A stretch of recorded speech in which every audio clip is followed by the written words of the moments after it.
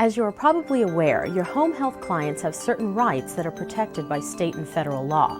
These laws require that all individuals receiving home care services be informed of their rights as patients. Even more importantly, you and the agency you work for are charged with the responsibility of ensuring these rights are protected each and every time you provide care for and interact with your clients. Hello, I'm Lisa Bunbury, and I'll be your host for this continuing education program on clients' rights in home health. The purpose of this program is to help you understand and appreciate the significance of the responsibility you have when it comes to the client rights. This is perhaps one of the most important aspects of your role as a home health aide. Let's take a moment to look at why this is the case. Although rare, fraud and exploitation do occur in some home care agencies.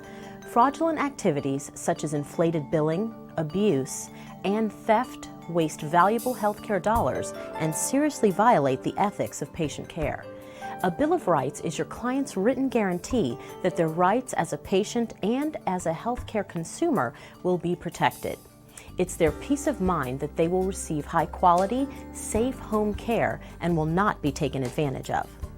You need to know that instances of fraud or neglect will be taken very seriously from both an employment and legal perspective.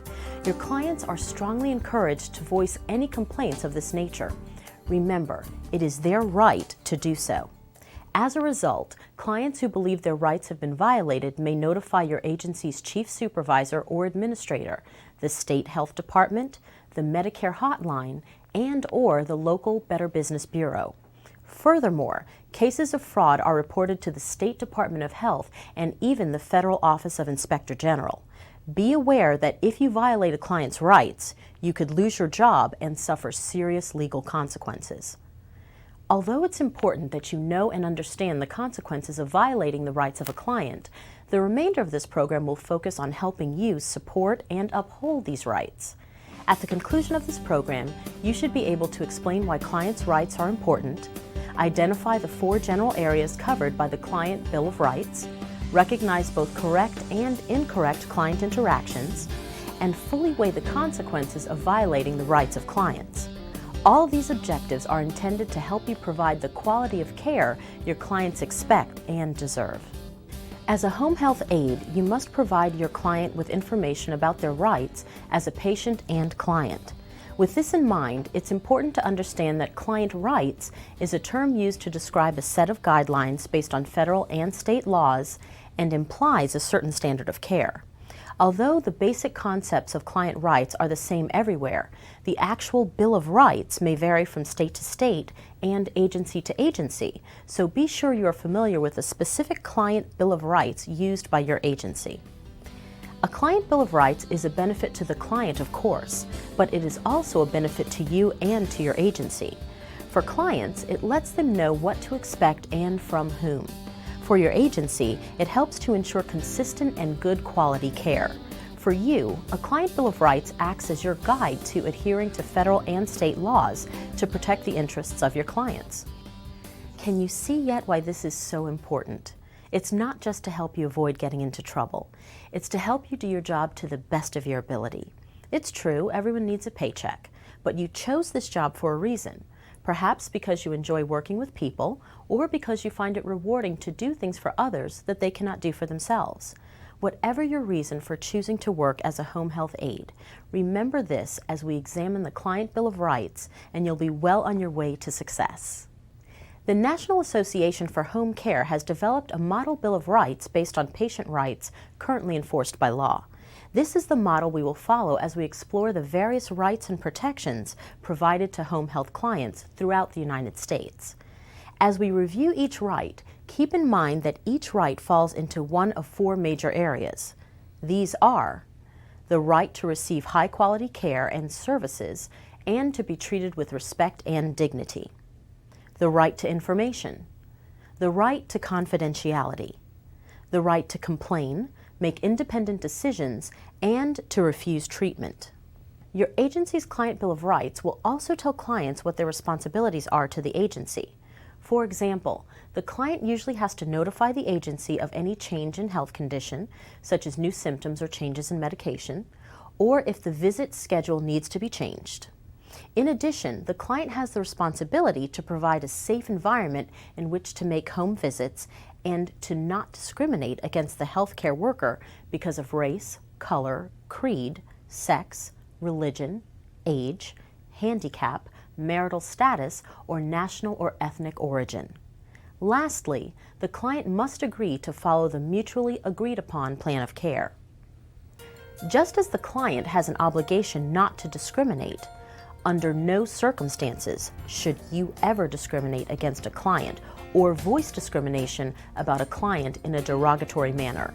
You should never speak or imply discrimination about any outside person, group, or organization in the home or presence of the client, their family, or their legal representatives.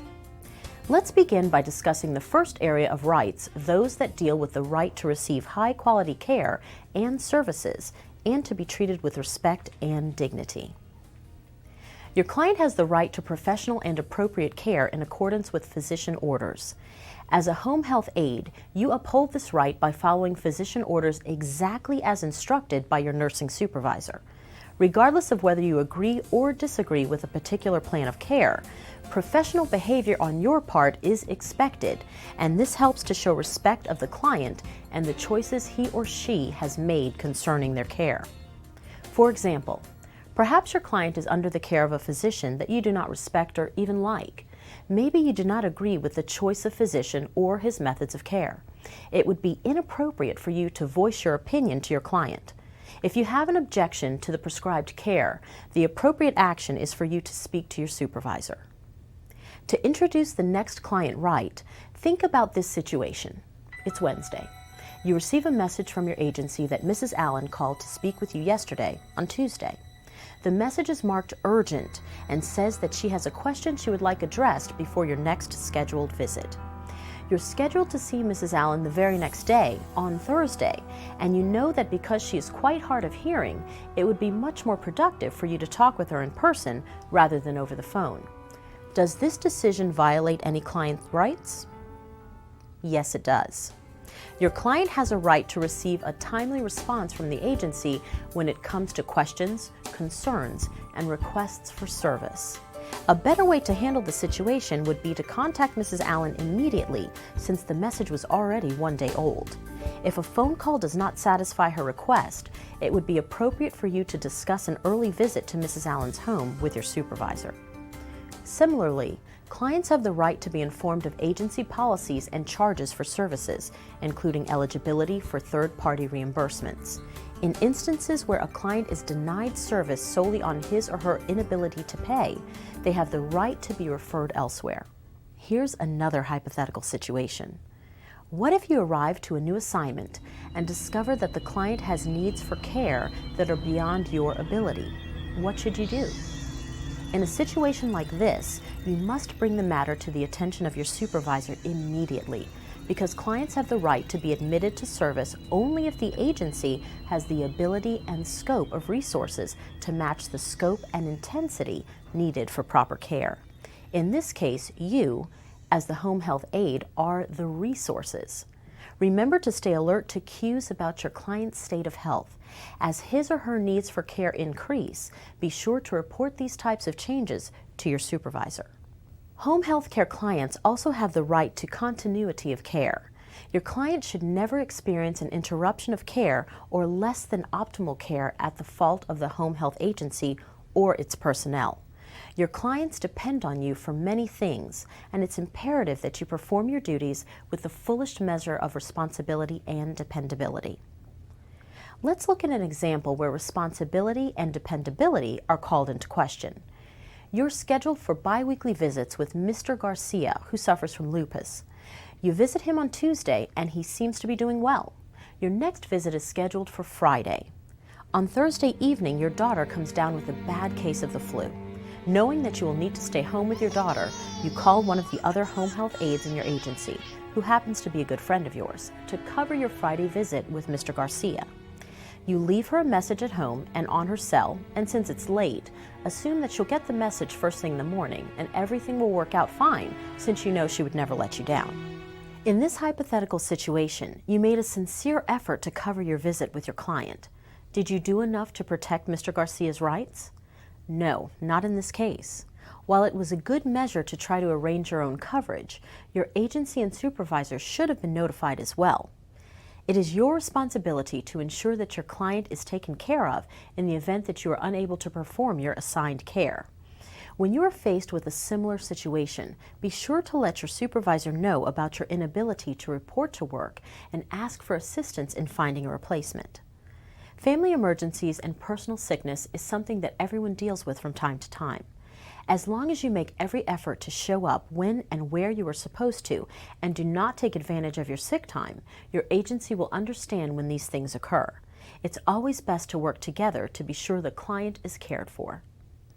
Let's turn now to the next area of rights, the right of clients to receive information. To begin, your clients have the right to choose their home care provider.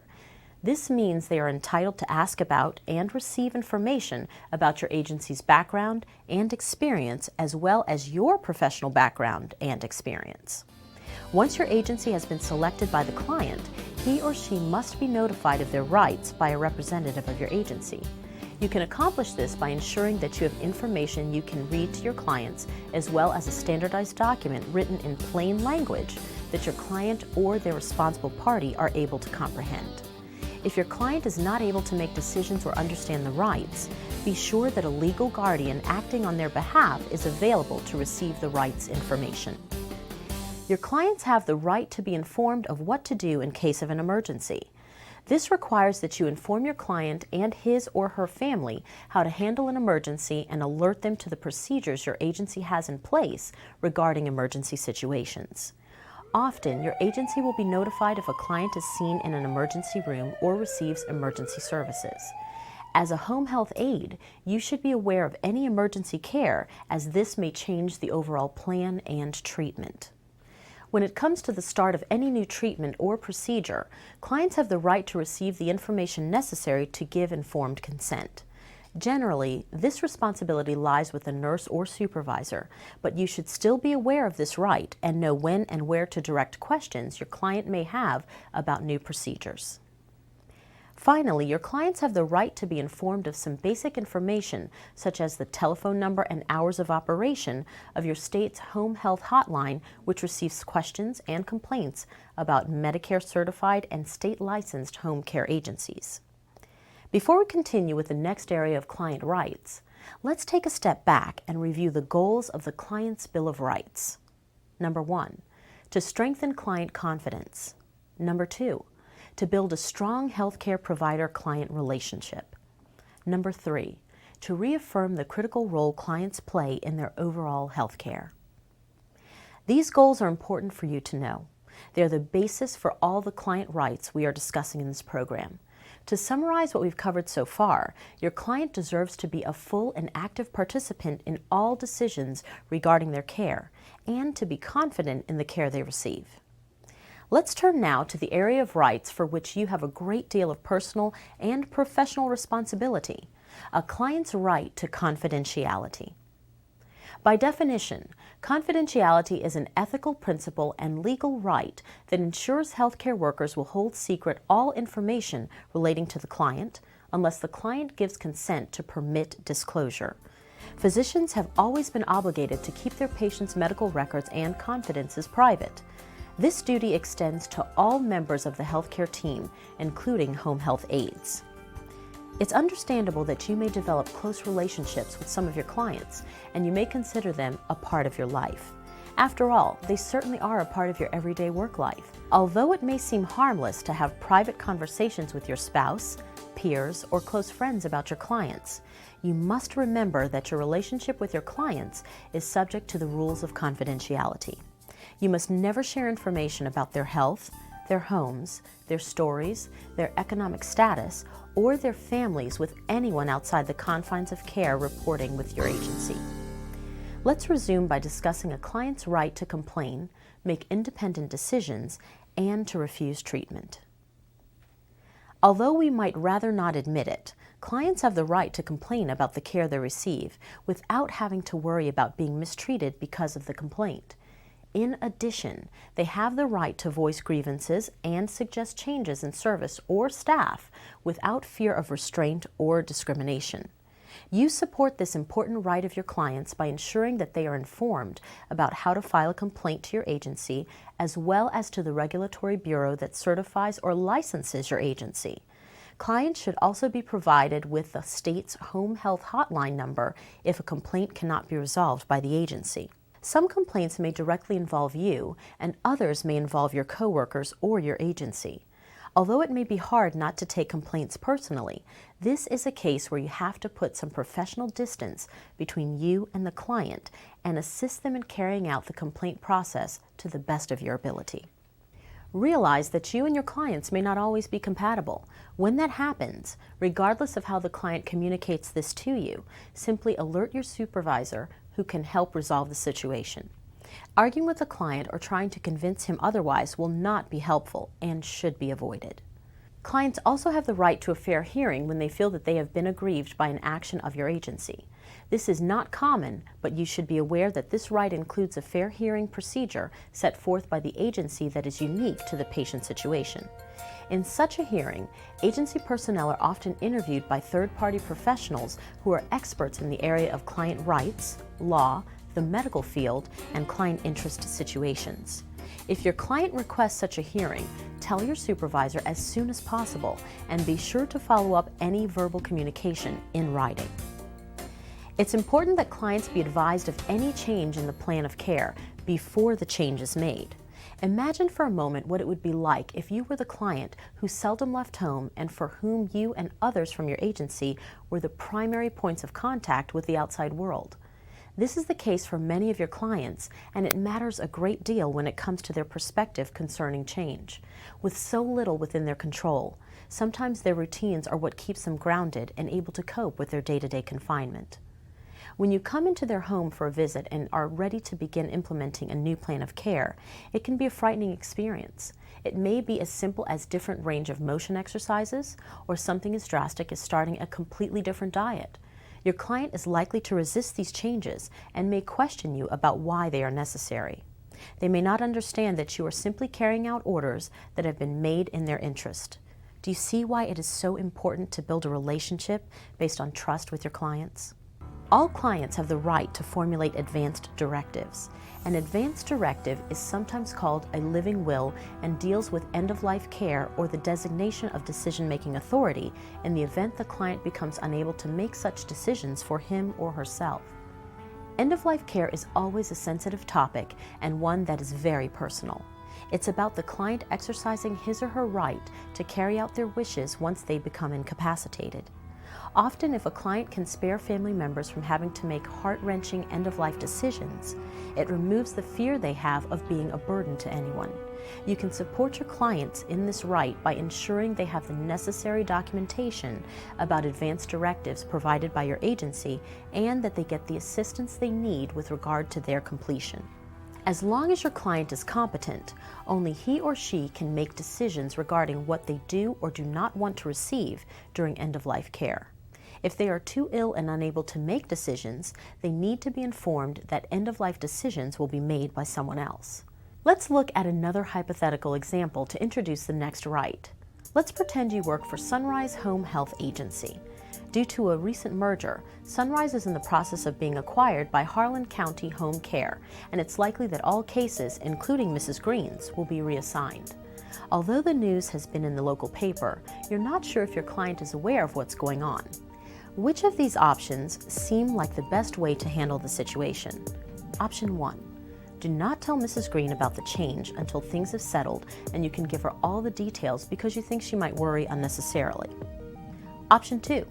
Ask your supervisor what type of information you should provide to Mrs. Green about the change at your next visit later this week. While your intentions may be to spare Mrs. Green from worry, choosing not to tell her about the change is not the correct way to handle the situation.